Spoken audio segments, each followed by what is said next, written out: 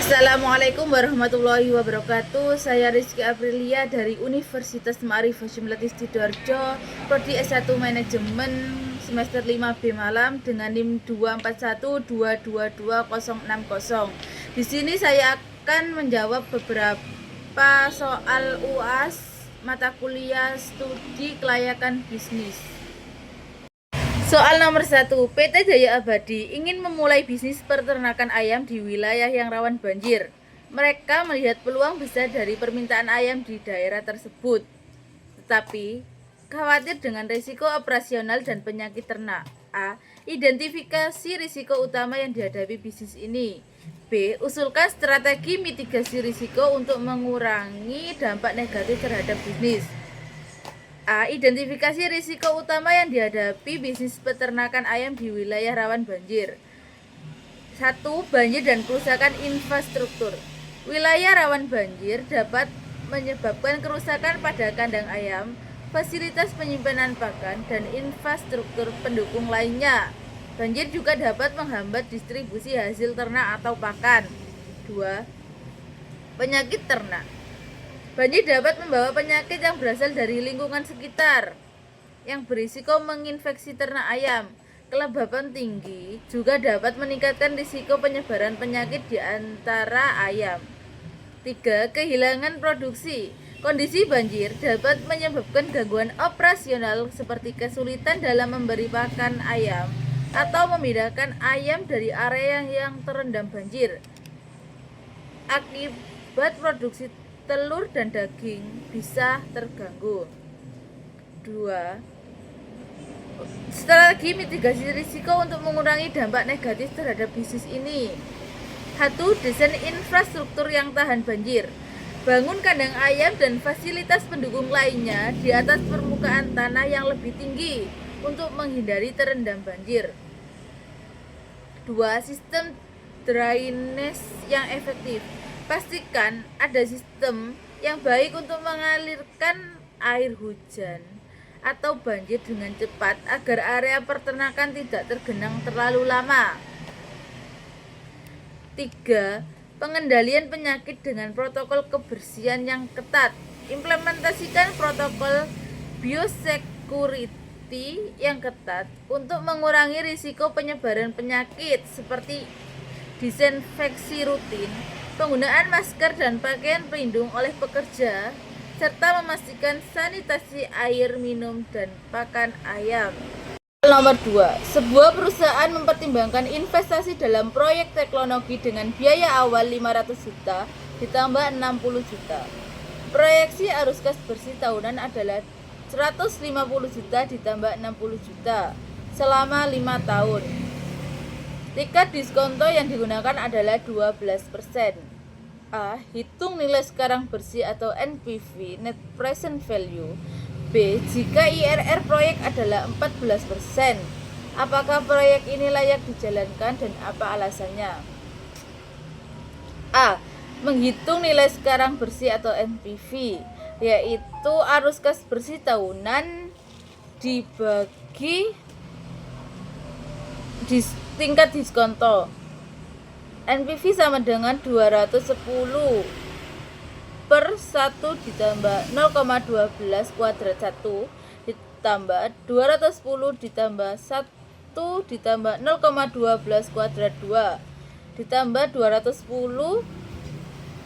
per 1 ditambah 0,12 kuadrat 3 ditambah 210 per 1 ditambah 0,12 kuadrat 4 ditambah 210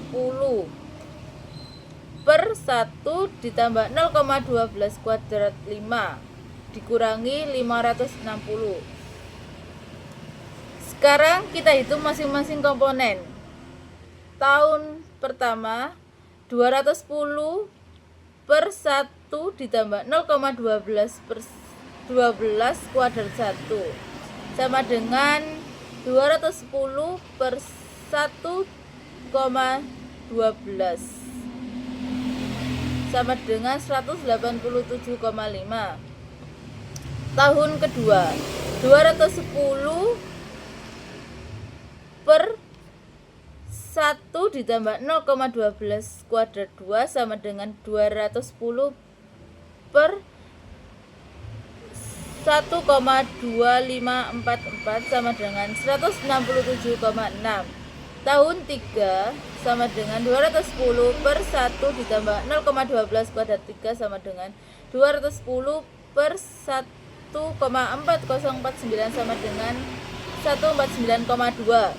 Tahun 4 210 per 1 ditambah 0,12 kuadrat 4 sama dengan 210 per 1,5735 sama dengan 133,3. Tahun 5 210 per 1 ditambah 0,12 kuadrat 5 sama dengan 210 per 1,7623 sama dengan 119,5. NPV sama dengan 187,5 ditambah 167,6 ditambah 149,2 ditambah 133,3 ditambah 119,5 dikurangi 560. NPV sama dengan 757,1 dikurangi 560 sama dengan 197,1 juta. B. Internal Rate of Return atau IRR adalah tingkat diskonto yang membuat NPV proyek sama dengan 0.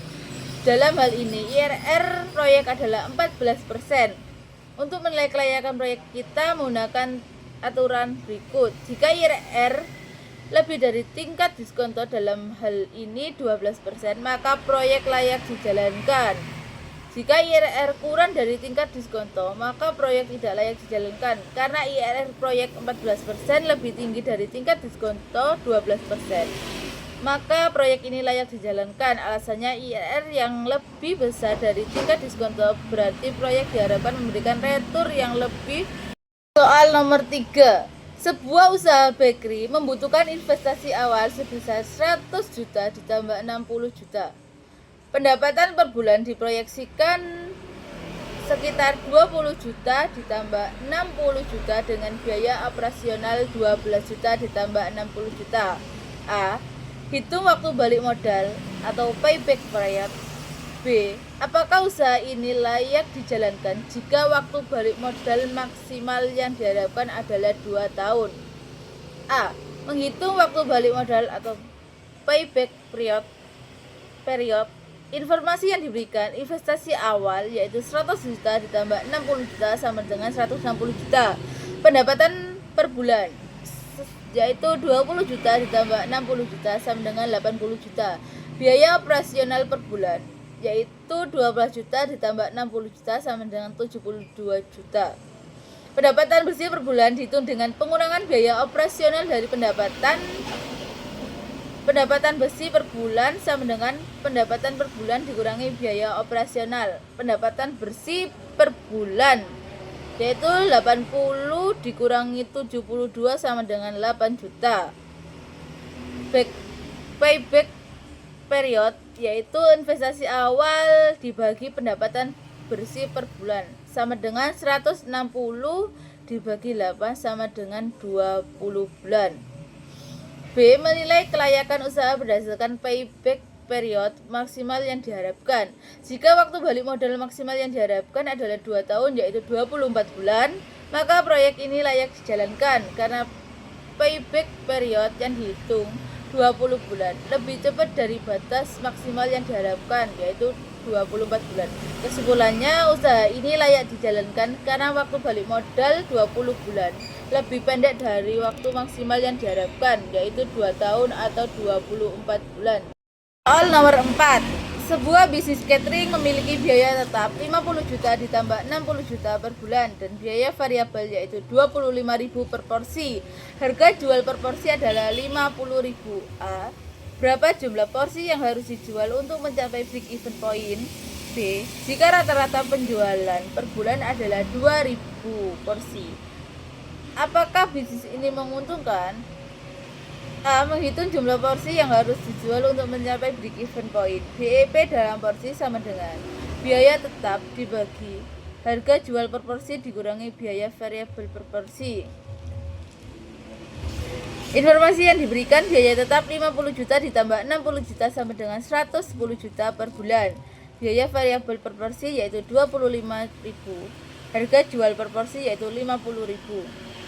BEP sama dengan 110 juta dibagi 50.000 dikurangi 25.000 sama dengan 110 juta dibagi 25.000 sama dengan 4.400 porsi.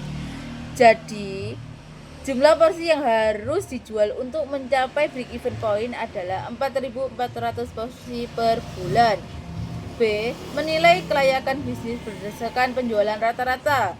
Jika rata-rata penjualan per bulan adalah 2.000 porsi, kita dapat menghitung laba atau rugi berdasarkan penjualan tersebut. Pendapatan per bulan sama dengan 2.000 porsi dikali 50.000 sama dengan 100 juta. Biaya per bulan sama dengan biaya tetap yaitu 110 juta. Biaya variabel yaitu 2.000 porsi dikali 25.000 sama dengan 50 juta.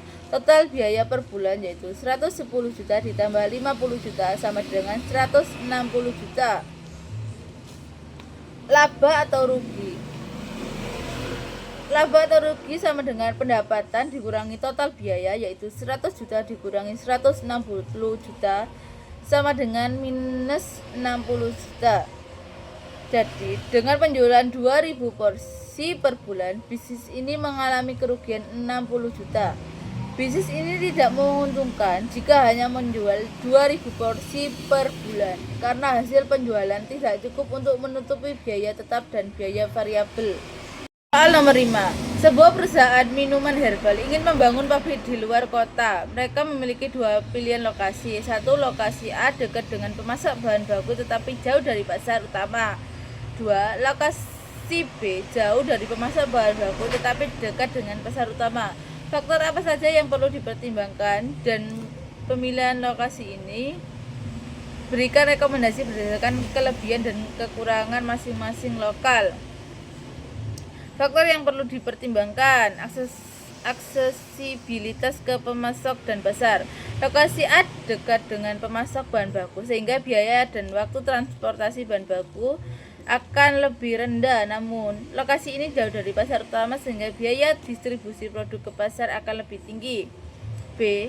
Lokasi B dekat dengan pasar utama yang dapat mengurangi biaya distribusi dan waktu pengiriman, namun lokasi ini jauh dari pemasok bahan baku sehingga biaya transportasi bahan baku akan lebih tinggi. Biaya transportasi A. Biaya transportasi bahan baku akan lebih rendah karena jaraknya dekat dengan pemasok. Namun biaya transportasi produk akhir ke pasar utama lebih tinggi karena jaraknya jauh. Lokasi B. Biaya transportasi bahan baku lebih tinggi karena jaraknya lebih jauh dari pemasok, tetapi biaya distribusi ke pasar lebih efisien karena jaraknya dekat.